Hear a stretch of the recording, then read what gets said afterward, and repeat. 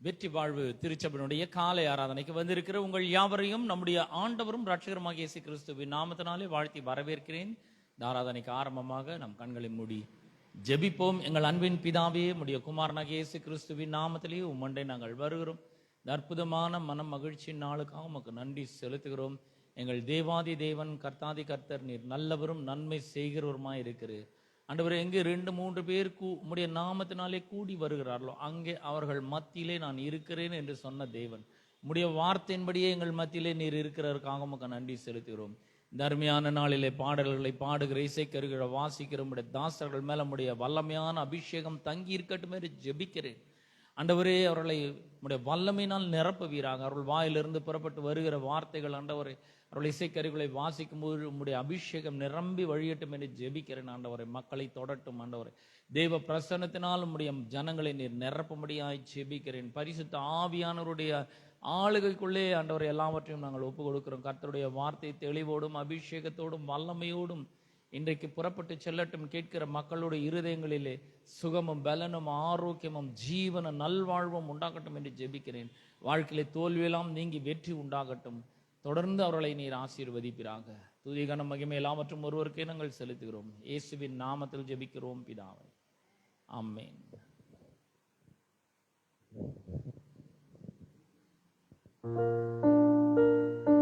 ஹல்லேலூயா. நாம் தேவனுக்கு ஒவ்வொரு நாளும் நன்றி சொல்லி போற்ற வேண்டும். தாழ்வில் இருந்த நம்மை கரம் நீட்டி தூக்கி உயர்த்தி வைத்திருக்கிறார். பெயர் சொல்லி நம்மை அழைத்திருக்கிறார். நமக்கு போதித்து வழி நடத்துகிறவராய் அவர் இருக்கிறார். தாய் தேற்றுகிறது போல நம்மை தேற்றுகிற தேவன் அவர். ஒரு தந்தையை போல நம்மை தூக்கி சுமக்கிற தேவன் அவர். பயந்து வாழ்ந்த நம்மை தைரியசாலியாக மாற்றின தேவன் அவர். நம்முடைய பாதைகளை செவ்வைப்படுத்துகிறவராய் இருக்கிறார். பாதுகாக்கிறவராய் அவர் இருக்கிறார். அவருடைய புகழை எவ்வளவு பாடினாலும் அவருடைய கிருபைக்கு அது ஈடாகாது. ஆமென். இந்த காலை வேளையிலே தேவனை மகிமைப்படுத்தும்படியாய் நன்றி சொல்லி இந்த பாடலை நாம் பாடுவோம்.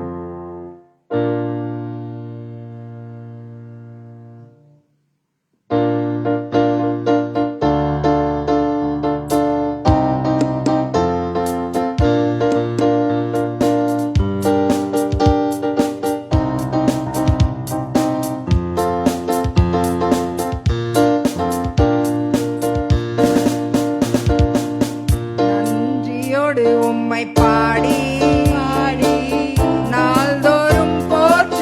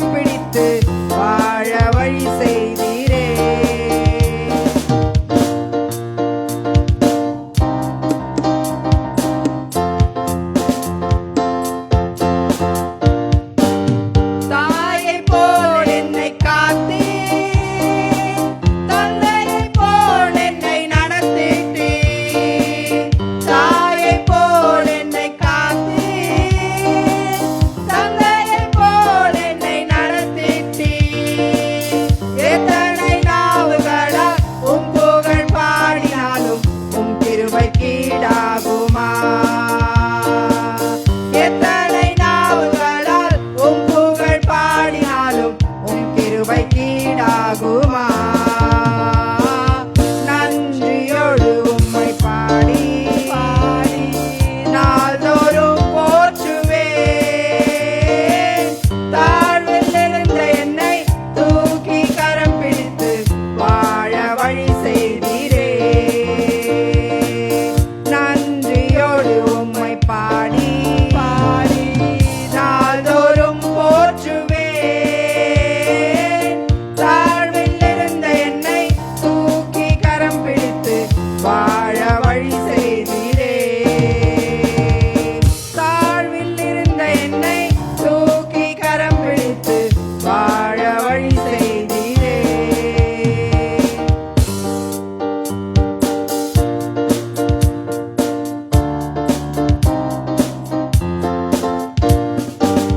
பயத்தை என்னென்று நீக்கி தைரியசாலியாக மாற்றினீ. பயத்தை என்னென்று நீக்கி தைரியசாலியாக மாற்றினீ. பாதையை பாதுகாத்தி உம் புகழ் பாடச் செய்தி எப்படி நன்றி சொல்வேன். பாதையை பாதுகாத்தி உம் புகழ் பாடச் செய்தி எப்படி நன்றி சொல்வேன். நன்றியோடு உம்மை பாடி நாள்தோறும் போற்றுவேன். தாழ்வில் இருந்த என்னை தூக்கி கரம் பிடித்து வாழ வழி செய்தீரே.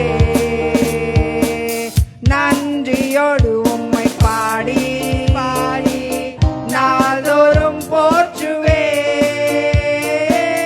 தாழ்வில் இருந்த என்னை தூக்கி கரம் பிடித்து வாழ வழி செய்தீரே. தாழ்வில் இருந்த என்னை தூக்கி கரம் பிடித்து வாழ வழி செய்தீரே. ஆமென். ஹல்லேலூயா. கரங்களை தட்டி நாம் தேவனுக்கு மகிமையை செலுத்துவோம். நம் ஆத்துமா ஒவ்வொரு நாளும் ஆண்டவருக்கு நன்றி சொல்ல வேண்டும். நம்முடைய உயர்விலும் தாழ்விலும் நாம் நன்றியோடு இருக்க வேண்டும். ஒவ்வொரு நாள் காலையில் நாம் எழுவது அவருடைய கிருபை மாத்திரமே. நாம் விடுகிற மூச்சு காற்றுக்கு நாம் நன்றி செலுத்துகிறவர்களாய் இருக்க வேண்டும். நாம் சோர்ந்து போகிற வேளையில், பலனற்ற வேளையில் நாம் ஆண்டவரை துதிக்கும் பொழுது அதுவே நமக்கு பலனாக மாறுகிறது. ஆமென். ஹல்லேலூயா. சுவாசமுள்ள யாவும் கர்த்தரை துதிப்பதாக என்று சொல்லி வேதம் சொல்லுகிறது. கர்த்தருக்குள் சந்தோஷமாய் இருப்பதே நம்முடைய பலனாக இருக்கிறது. சோர்ந்து போகிறவர்களுக்கு அவர் பலன் அளிக்கிறவராக இருக்கிறார். சத்துவம் இல்லாதவர்களுக்கு அவர் சத்துவத்தை பெருக பண்ணுகிறார் என்று சொல்லி வேதம் சொல்லுகிறது. அவரே நம்முடைய பலன். சத்துருக்களுக்கு முன்பாக ஒரு பந்தியை ஆயத்தப்படுத்துகிறார். அதாவது நம்முடைய எதிரிகளுக்கு முன்பாக.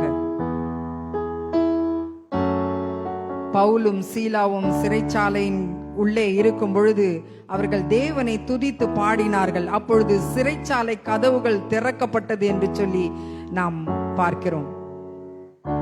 நாமும் நம்முடைய பிரச்சனைகளிலே அகப்பட்டு சிறையுண்டு கிடக்கின்றதான வேளையிலே நாம் தேவனை துதிக்க துதிக்க அந்த பிரச்சனையின் கட்டுகள் அறுப்புண்டு போகும். ஆமென். ஹல்லேலூயா. இந்த காலை வேளையிலே இன்னொரு பாடலை பாடி நம் தேவனை ஆராதிப்போம்.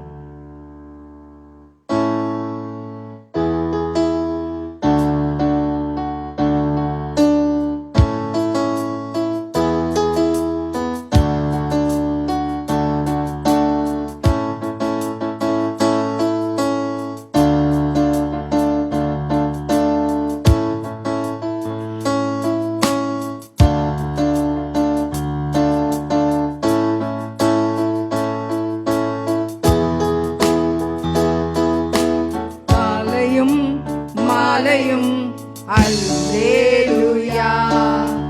நான் விடும் சுவாசமே அல்லேலூயா. காலையும் மாலையும்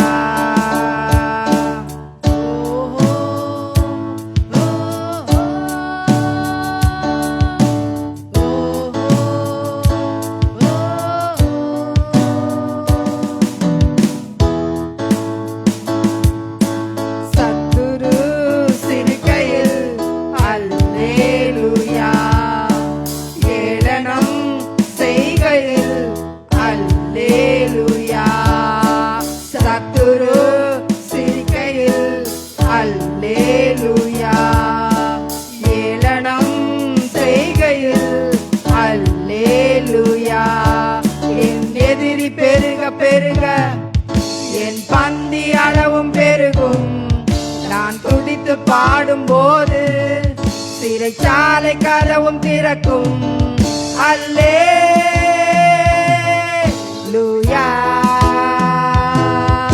அல்லேலூயா,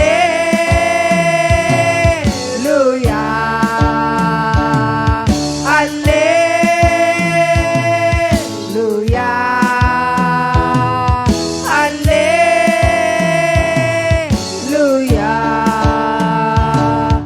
என் உயர்விலும் என் தாழ்விலும் என் ஆத்துமா பாடும். அல்லேலூயா,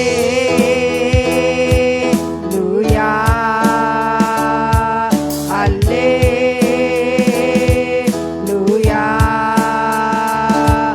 அல்லேலூயா,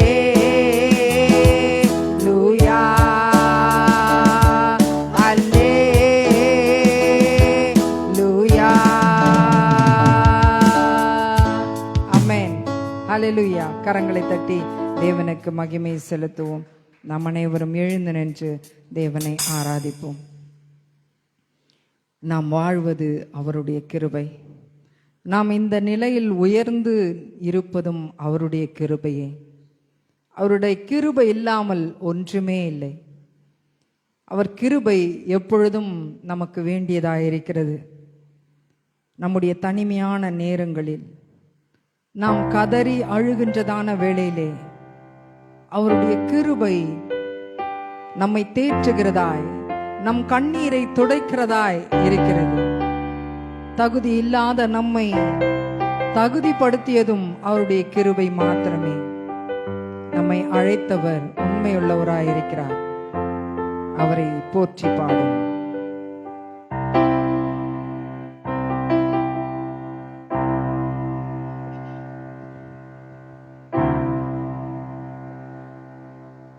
என்னை அழைத்தவரே, என்னை தொட்டவரே,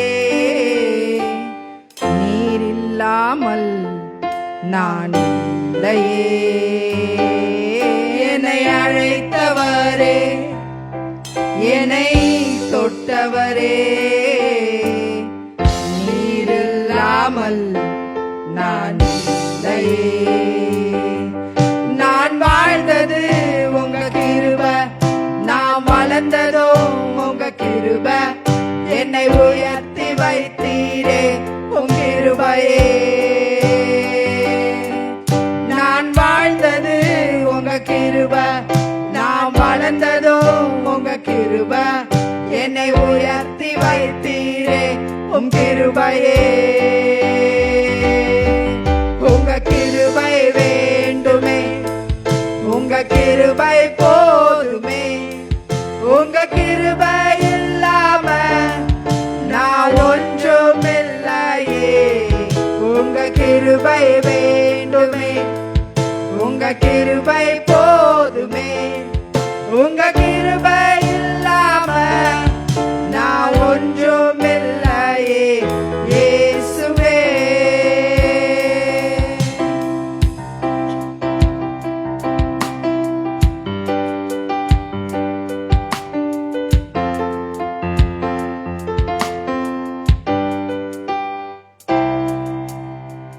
தனிமையில் அழுத போது தேற்றிட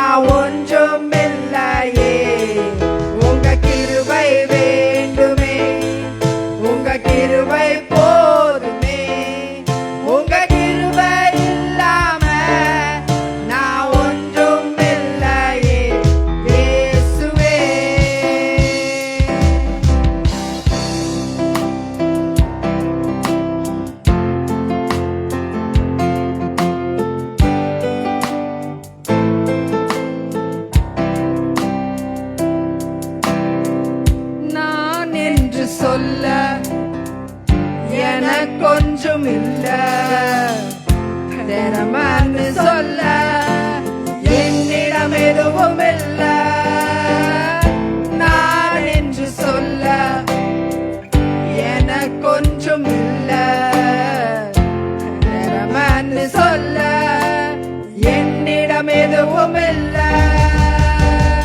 தகுதியில்லா என்னை உயர்த்தினது உங்க கிருபை, தகுதியில்லா என்னை உயர்த்தினது உங்க கிருபை, உங்க கிருபை இல்லைனா நானும் இல்ல, உங்க கிருபை இல்லைனா நானும் இல்ல. உங்க கிருபை வேண்டுமே, உங்க கிருபை போதுமே, உங்க கிருபை இல்லாம நான் ஒன்றும் இல்லையே. உங்க கிருபை வேண்டுமே, உங்க கிருபை போதுமே, உங்க கிருபை இல்லாம நான் ஒன்றும் இல்லையே. உங்க கிருபை வேண்டுமே, உங்க கிருபை போதுமே, உங்க கிருபை இல்லாம நான் ஒன்றும் இல்லையே. இயேசுவே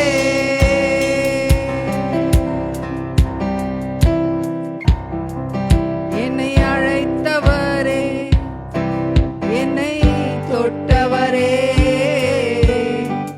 நீர் இல்லாமல் நான் இல்லையே. என்னை அழைத்தவரே, என்னை தொட்டவரே, நீர் இல்லாமல் நான் இல்லையே. நான் வாழ்ந்தது உங்க கிருபை, நான் வளர்ந்ததும் உங்க கிருபை, என்னை உயர்த்தி வைத்தீரே உம் கிருபையே. நான் வாழ்ந்தது உங்க கிருபை, நான் வளர்ந்ததும் உங்க கிருபை, என்னை உயர்த்தி வைத்தீரே உம் கிருபையே. உங்க கிருபை வேண்டுமே, உங்க கிருபை போதுமே, உங்க கிருபை இல்லாம நான் ஒன்றும் இல்லையே. உங்க கிருபை வேண்டுமே, உங்க கிருபை போதுமே, உங்க கிருபை இல்லாம நான் ஒன்றும் இல்லையே. இயேசுவே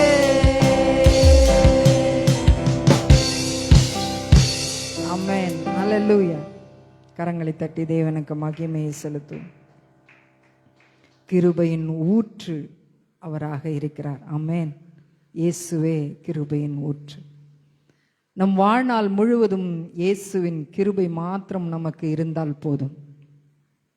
இந்த உலகை ஜெயிக்க, பாவத்தை மேற்கொள்ள, வாழ்க்கையிலே சோர்ந்து போகாமல் ஓடிட, சத்ருவை ஒவ்வொரு நாளும் எதிர்கொள்ள அவர் கிருபை மாத்திரம் இருந்தால் போதும். அவர் பரிசுத்தமுள்ள தேவனாயிருக்கிறார், கருணையின் ஆழ்கடலாய் இருக்கிறார், கிருபையின் ஊற்றாக இருக்கிறார். நமக்கு எப்பொழுதும் ஆறுதல் அளிக்கிற தேவன் அவர். இன்னொரு பாடலை பாடி நாம் தேவனை மகிமைப்படுத்துவோம்.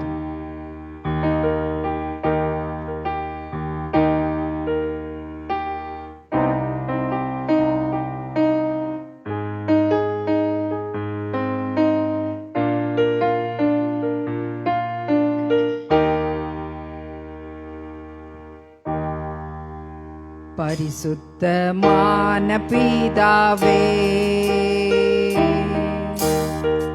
கருணையின் ஆழ்கடலே, கிருபையின் ஊற்று நீரே, ஆறுதல் அளிப்பவரே, பரிசுத்தமான பிதாவே, கருணையின் ஆழ்கடலே, கிருபையின் ஊற்று நீரே,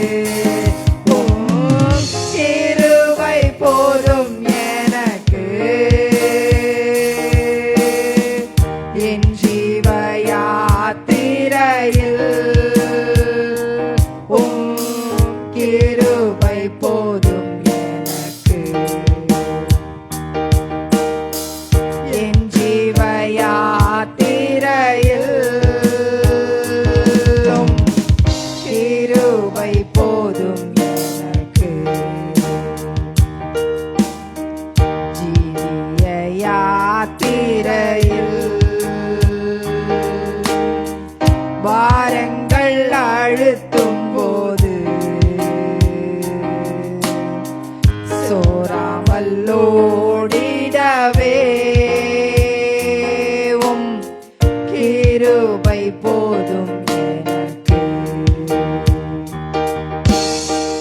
ஜீவிய யாத்திரையில் பாரங்கள் அழுத்தும் போது சோராமல் ஓடிடவே உம் கிருபை போதும் எனக்கு. சேர்ந்து சொல்லுவோம். நாதா நீர் போதும் எனக்கு, உம் கிருபை போதும் எனக்கு. நாதா நீர் போதும் எனக்கு, உம் கிருபை போதும் எனக்கு. என் ஜீவ யாத்திரையில் உம் கிருபை போதும் எனக்கு. என் ஜீவ யாத்திரையில் உம் கிருபை போதும் எனக்கு. உலகத்தை ஜெயிக்க, உலகத்தை ஜெயித்திடவே பாவத்தை மேற்கொள்ளவே சத்ருவை எதிர்த்திடவே உம் கிருபை போதும் எனக்கு. உலகத்தை ஜெயித்திடவே பாவத்தை மேற்கொள்ளவே சத்ருவை எதிர்த்திடவே உம் கிருபை போதும் எனக்கு. நாதா நீர் போதும் எனக்கு, உம் கிருபை போதும் எனக்கு.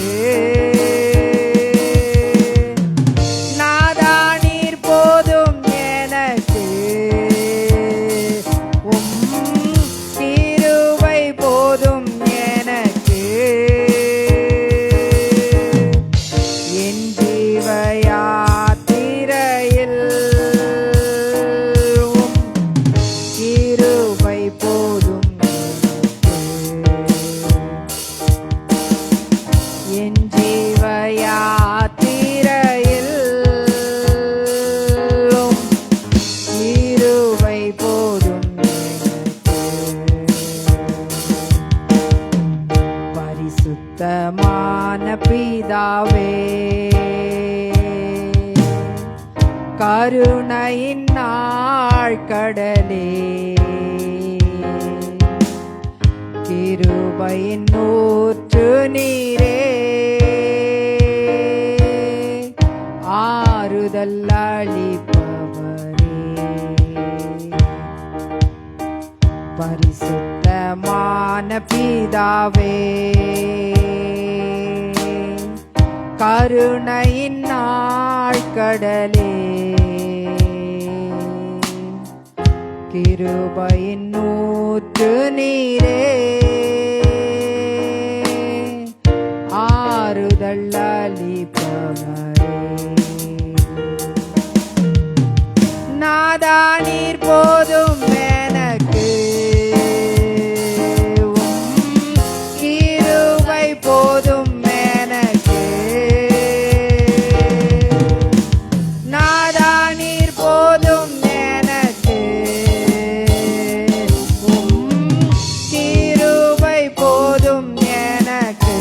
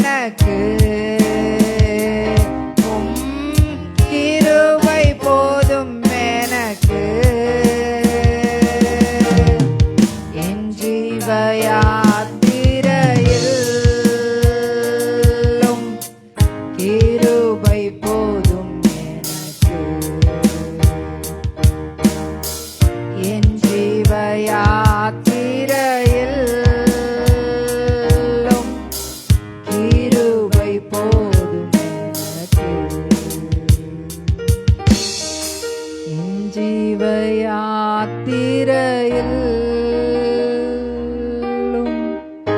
கிருபை போதும் எனக்கு. ஆமென். அல்லேலூயா. ஆமென். ஆண்டவரே, எங்களுடைய இந்த ஜீவிய பாதையிலே எங்கள் வாழ்க்கை முழுவதும் உம்முடைய கிருபை மாத்திரம் எங்களோடு இருந்தால் அது எங்களுக்கு போதும். ஆண்டவரே, அப்பா, உம்மை நன்றியோடு துதிக்கிறோம், ஸ்தோத்தரிக்கிறோம். ராஜா, நீர் பரிசுத்தமுள்ள தேவன், நீர் கருணையில் ஆழ்கடலாய் இருக்கிறீர், நீர் கிருபையின் ஊற்றாய் இருக்கிறீர், நீர் எங்களுக்கு ஆறுதல் அளிக்கிற தேவனாய் இருக்கிறீர். அப்பா, உமக்கு ஸ்தோத்திரம் ஆண்டவரை, நன்றி செலுத்துகிறோம். இந்த உலகத்திலே சத்ருவை எதிர்த்து நிற்க உம்முடைய கிருபை எங்களுக்கு மிகவும் அவசியமாய் இருக்கிறது. அப்பா, உமக்கு நன்றி செலுத்துகிறோம், உமக்கு நன்றி செலுத்துகிறோம் தகப்பனே. ஒவ்வொரு நாளும் புதிய கிருபைகளை நீர் எங்களுக்கு தருகிறபடியால் உம்மை நன்றியோடு துதிக்கிறோம். ராஜா, நாங்கள் நிற்பதும் நிர்மூலமாகாதிருப்பதும் உடைய சுத்த கிருபை ஆண்டவரே. உம்மை நன்றியோடு துதிக்கிறோம், ஸ்தோத்தரிக்கிறோம் தகப்பனே. அப்பா, உமக்கு ஸ்தோத்திரம் கர்த்தாவே. உம்மை நன்றியோடு துதிக்கிறோம். எங்களுடைய பலவீனங்களிலே பலனாக நீர் இருக்கிறபடியால் நன்றி செலுத்துகிறோம். எங்களுடைய சுகவீனங்களிலே சுகமாய் நீர் இருக்கிறபடியால் நன்றி செலுத்துகிறோம். உம்முடைய தழும்புகளால நீர் எங்களை குணமாக்குகிறபடியால் நன்றி செலுத்துகிறோம் தகப்பனே. எங்களுடைய பிரச்சனைகளின் மத்தியிலே எங்களை கைதூக்கி விட்ட தேவன் நீர் ஆண்டவரே. அப்பா, உமக்கு ஸ்தோத்திரம். நன்றியோடு துதிக்கிறோம், துதிக்கிறோம், ஸ்தோத்தரிக்கிறோம். ராஜா, நன்றி செலுத்துகிறோம், நன்றி செலுத்துகிறோம். அப்பா, நாங்கள் துதிக்கும் பொழுது எங்களுடைய வாழ்க்கையில எப்படிப்பட்ட பிரச்சனையாக இருந்தாலும் அது தவிடுபடி ஆகிறதற்காய் நன்றி செலுத்துகிறோம், நன்றி செலுத்துகிறோம். கர்த்தாவே, பவுலும் சீலாவும் சிறைச்சாலையிலே துதிக்கும் பொழுது சிறைச்சாலை கதவுகளே திறக்கப்பட்டதே. அதே போல ஆண்டவரே, எங்களுடைய வாழ்க்கையிலே சிறைப்பட்டு போயிருக்கிற எல்லாவற்றிலும் நாங்கள் துதிக்கிறதான வேளையிலே அவைகள் ஆண்டவரே அந்த சங்கிலிகள் முறிபட்டு போகும்படியா இயேசுவின் நாமத்துல நாங்கள் செபிக்கிறோம் தகப்பனே. வியாதியினால் கட்டப்பட்டிருக்கிறவர்கள், பிரச்சனைகளினாலே கட்டப்பட்டிருக்கிறவர்கள், வேதனையினாலே கட்டப்பட்டிருக்கிறவர்கள், கவலையினாலே கட்டப்பட்டிருக்கிறவர்கள், இவர்கள் எல்லாரும் ஆண்டவரே துதிக்கும்படியா, துதியினாலே நாங்கள் ஜெயத்தை பெறும்படியா அப்பா நாங்கள் இந்த வேளையிலே இங்கே வந்திருக்கிறோம் தகப்பனே. அப்பா, உமக்கு ஸ்தோத்திரம். துதியின் சத்தத்தினால் எரிகோ கோட்டையே இடிந்து விழுந்ததே. அதே போல ஒவ்வொரு நாளும் நாங்கள் துதித்து துதித்து எங்களுடைய வாழ்க்கையில இருக்கிறதான மலை போன்ற பிரச்சனைகள் இடிந்து விழும்படியா இயேசுவின் நாமத்துல நாங்கள் செபிக்கிறோம் தகப்பனே. அப்பா, உமக்கு நன்றி செலுத்துகிறோம். இந்த காலை வேளைக்காய் நன்றி தகப்பனே. ஆராதனை வேளையிலே பரிசுத்த ஆவியானவர் நீர் எங்கள் மத்தியிலே அசைவாடினபடியால் உம்மை நன்றியோடு துதிக்கிறோம், ஸ்தோத்தரிக்கிறோம். ராஜா, வார்த்தையின் வேளையை நீர் ஆசீர்வதிப்பீராக. வார்த்தையின் வேளையிலே வார்த்தையை பேச போகிற தாசனை மறைத்து ஆவியானவர் தாமே நீர் வெளிப்படும்படியாய் நாங்கள் செபிக்கிறோம். அவருடைய வாயிலிருந்து புறப்படுகிற ஒவ்வொரு வார்த்தையும் வல்லமையுள்ள வார்த்தையாய் வந்திருக்கிற மக்களுக்கு ஆண்டவரே அந்த பிரச்சனையிலிருந்து, கஷ்டங்களிலிருந்து, பலவீனங்களிலிருந்து விடுதலை அளிக்கக்கூடிய வார்த்தையாய் அவைகள் இருக்கட்டும். மீதியான வேலையை நீர் பொறுப்படுத்திக் கொள்வீராக. துதி, கன, மகிமை, மேன்மை அவற்றையும் ஒருவருக்கே செலுத்துகிறோம். இயேசுவின் மூலம் செபிக்கிறோம் நல்ல பிதாவே. ஆமென், ஆமென்.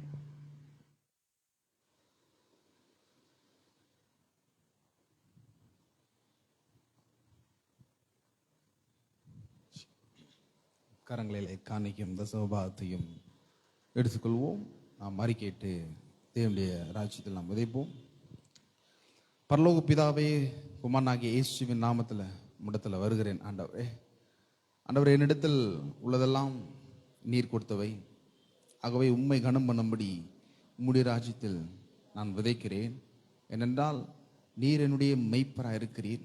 என்னுடைய வாழ்க்கையில் ஆசீர்வாதங்களும் செல்வமும் செழிப்பும் புரண்டோடுகிறது. அதற்காக நன்றி செலுத்துகிறேன். என்னுடைய குறைவுகள் எல்லாம் கல்வாரி சிலுவையின் மீது நீர் நீக்கிவிட்டி கிறிஸ்துவின் ஆசீர்வாதத்தினால நீர் என்னுடைய வாழ்க்கையை நிரப்பியிருக்கிறதற்காக நன்றி செலுத்துகிறேன்.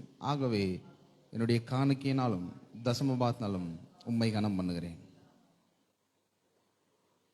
பெரிய நாம் காணிக்கை செலுத்தும் நேரத்தில் சங்கீத புஸ்தகத்திலிருந்து ஒரு சில வசனங்களை நாம் தியானிப்போம். சங்கீதம் 37, சங்கீதம் 37, தாவீதின் சங்கீதம் முதல் 6 வசனத்தை உங்களுக்காக நான் வாசிக்கிறேன்.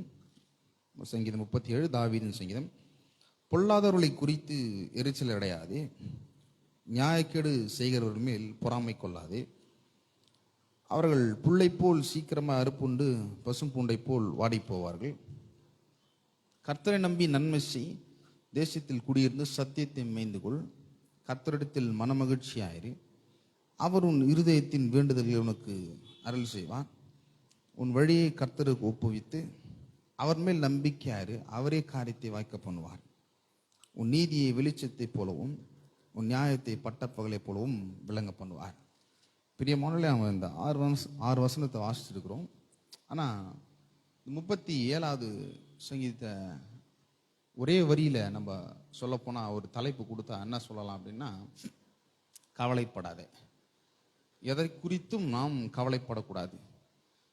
என்னன்னு கேட்டால், இயேசுவே இந்த பூலோகத்தில் வாழ்ந்தவர், அவர் சொல்கிறாரு, கவலைப்படாதிருங்கள். ஏன்னா இந்த உலகம் கவலை நிறைந்த உலகமாக இருக்கிறது, பாரம் நிறைந்த உலகமாக இருக்கிறது, குறைவு அப்பேற்பட்ட உலகமாக இருக்கிறது. ஆனால் தேவன் நம்மளை பார்த்து சொல்லுகிறார், நமக்காக எப்பேற்பட்ட புஸ்தகத்தை தாவீது எழுதியிருக்கிறார். ஏன்னா கவலை நிறைந்த உலகம், குறைவு நிறைந்த உலகம். அதனால் கவலைப்படாதே, எதை குறித்து கவலைப்படாத. ரட்சிக்கப்பட்ட பிறகும் எல்லாத்து குறித்தும் நம்மளுக்கு கவலை இருக்கிறது இல்லையா? நாளைக்கு என்ன பண்ணுறதுன்னு தெரியல, வேலைக்கு போனாலும் சம்பளம் பத்த மாட்டேங்கிறது, வீட்டில் அரிசி இல்லை, பருப்பு இல்லை, தக்காளி இல்லை, வெங்காயம் இல்லை. இதை சின்ன சின்ன பாருங்க, எல்லா காரியத்தை குறித்தும் கவலை. பிள்ளைகளை ஸ்கூலுக்கு அனுப்பணும், ஃபீஸ் கட்டணும், டியூஷனுக்கு அனுப்பணும், டியூஷன் ஃபீஸ் கட்டணும்.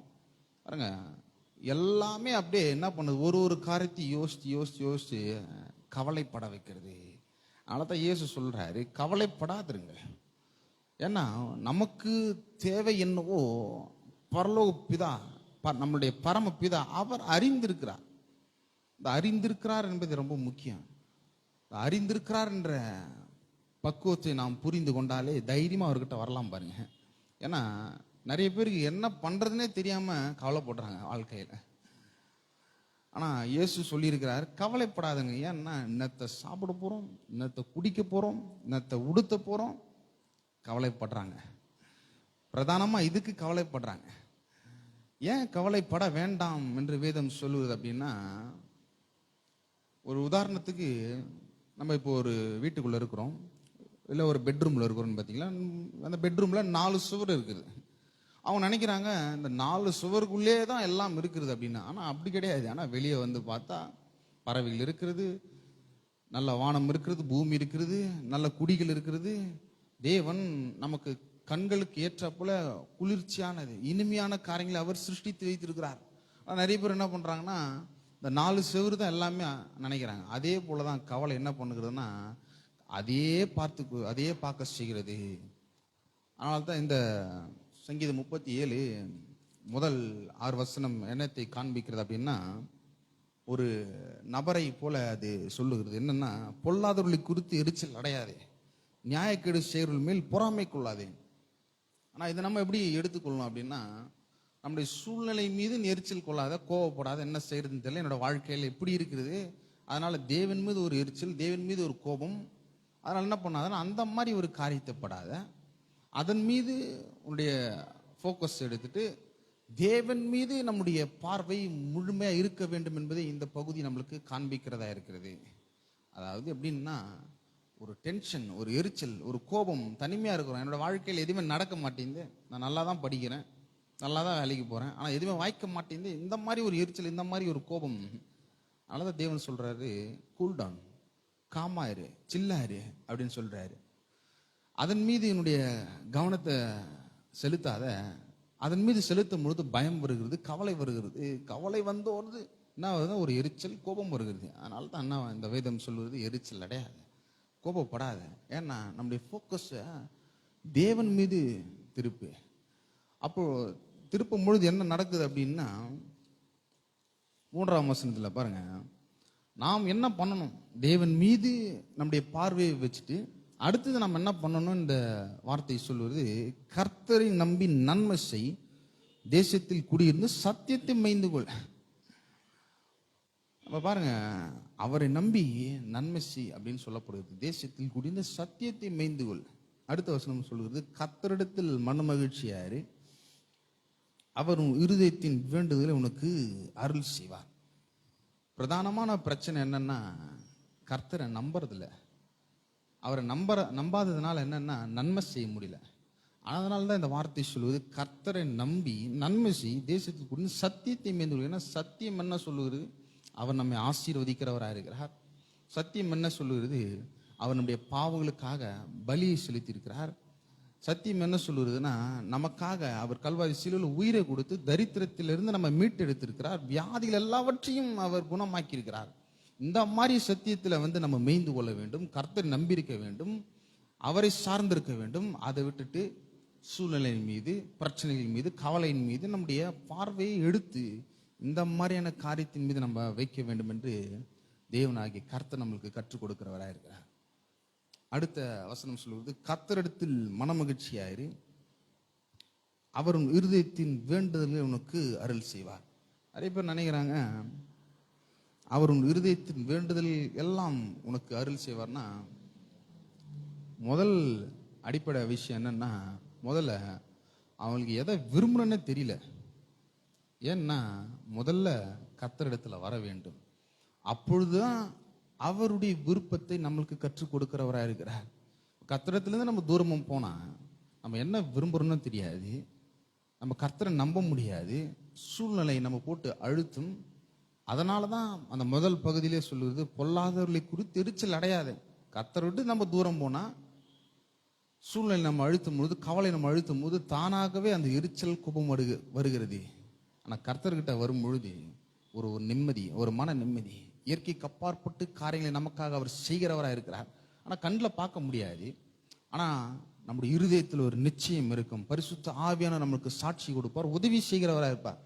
அவர்கிட்ட வரும் பொழுது, இந்த சத்தியத்தை மேய்ந்து கொள்ளும் பொழுது அவருடைய மகிழ்ச்சி நமக்கு தருகிறவராக இருக்கிறார். அவர் தேவன்கிட்ட உறவு கொள்ளும் பொழுது, தேவனோடு நல்ல ஒரு ஐக்கியத்தை கொள்ளும் பொழுது, தேவன் விரும்புகிறார் என்னன்னா நம்முடைய வாழ்க்கையை அவர் எடுத்து பயன்படுத்த வேண்டும் அப்படின்னு.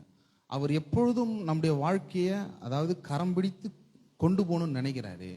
அவர் எப்பொழுதும் ரெடியா இருக்கிறாரு. என்னன்னா பிரச்சனைன்னா, நாம் அவருடைய கரத்தை அடிக்கடி விட்டுறோம். அதான் பிரச்சனை. அந்த விடுறதுனால தான் இப்பேற்பட்ட ஒரு சூழ்நிலை, இப்பேற்பட்ட ஒரு கொந்தளிப்பு, இப்பேற்பட்ட ஒரு எண்ணங்கள் வருகிறது. ஆனா என்னன்னா, கர்த்தர் கூடவே இருக்கிறார், நம்ம கூடவே இருக்கிறாரு. அவர் எப்பொழுதும் கரத்தை நீட்டுகிறவராக இருக்கிறாரு. ஞாபகம் இருக்கா? இயேசு கடல் மீது நடந்து வராரு. பேதுரு சொல்றாரு, ஆண்டவரே நீரே ஆனால் நான் நடந்து வரேன் அப்படின்றார். ஒரே ஒரு வார்த்தை, வா அப்படின்றார் இயேசு. அப்போ பேதுரு எதை குறித்தும் கவலைப்படாம இயேசுவை மட்டும் நோக்கி போகும் பொழுது நல்லா கடல் மீது, அதாவது இயற்கை, இயற்கைக்கு தாண்டி, இயற்கைக்கு அப்பாற்பட்ட விதத்துல பேதுரு நடந்து வருகிறவராக இருக்கிறார். ஏன்னா அவருடைய பார்வை, அவருடைய முழு கவனமும் எதன் மீது நோக்கமாக இருக்கிறது அப்படின்னா, இயேசுவின் மீது நோக்கமாக இருக்கிறது. ஆனால் பிசாசு பாருங்க என்ன பண்ணுறான் அப்படின்னா, அந்த சூழ்நிலை எப்படி இருக்குது அப்படின்னா, ஒரு அலை வருது.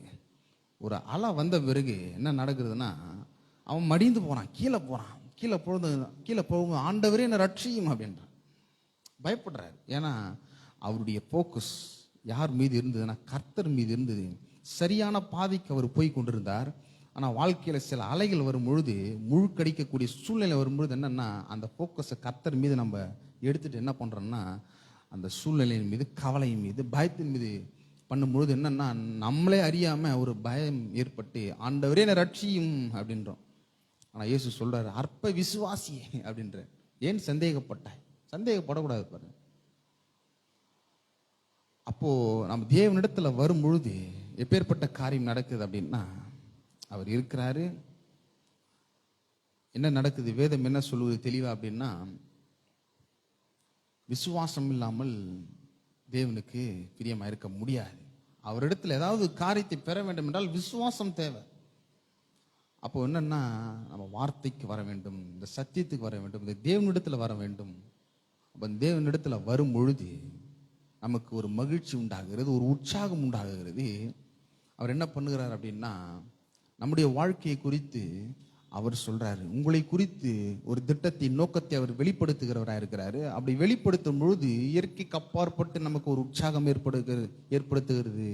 நான் தேவனே நான் வரேன், பேதுரு எப்படி இயேசு நோக்கி ஒரு உற்சாகமாய் வராரோ, அதே போல நம்ம இயேசுவின் மீது நம்மளை ஃபோக்கஸை வைக்கும் பொழுது, இந்த வார்த்தையின் மீது ஃபோக்கஸை வைக்கும் பொழுது நம்முடைய வாழ்க்கையை குறித்து அவர் கற்றுக் கொடுக்கிறவராக இருக்கிறார். அப்படி கற்றுக் கொடுக்கும் பொழுது ஒரு மன மகிழ்ச்சி உண்டாகிறது.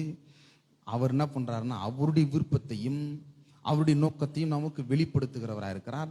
இந்த நோக்கத்தை, இந்த விருப்பத்தை நாம் எடுத்துக்கொண்டு தேவனிடத்தில் தைரியமா வேண்டுதல் செய்யும் பொழுது அவர் நமக்கு அதை அருளி செய்கிறவராக இருக்கிறார்.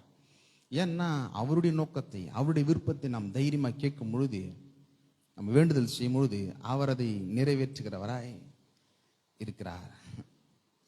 இப்போ 5ஆம் வசனம் சொல்லுவது, உன் வழியை கர்த்தருக்கு ஒப்புவித்து அவர் மேல் நம்பிக்கையாரு, அவரே காரியத்தை வாய்க்க பண்ணுவார். உன் நீதியை வெளிச்சத்தை போலவும் உன் நியாயத்தை பட்டப்பகலை போலவும் விளங்க பண்ணுவார். பகுதி எதை சொல்லுகிறது அப்படின்னா, முழுக்க முழுக்க கர்த்தரை நம்பி சார்ந்திருக்க வேண்டும், அவர் மீது நம்பிக்கை இருக்க வேண்டும், அவரே காரியத்தை வாய்க்க பண்ணுகிறவராய் இருக்கிறார். பெரிய மனவர்களே, நான் இப்போ சொல்கிறேன், இந்த நான் சொன்ன ஆரம்பத்தில் ஒரு இந்த வேத பகுதி ஒரு சின்ன ஒரு தலைப்புல சொல்லி முடிக்கலாம் அப்படின்னா, கவலைப்படாத, எதை குறித்தும் கவலைப்படாத. ஆனால் நிறைய தேவைகள் இருக்கிறது தான். ஆனால் இயேசுவே சொல்கிறாரு, கவலைப்படக்கூடாது. ஏன்னா நம்முடைய ஃபோக்கஸ் தேவன் மீதும் அவர் கொடுத்த வார்த்தையின் மீதும் இருக்கும் பொழுது இயற்கைக்கு அப்பாற்பட்டு தேவன் நமக்கு உதவி செய்கிறவராக இருக்கிறார். ஆமென். நம்ம ஆசீர்வதிக்கப்பட்டவர்கள். தேங்க்யூ.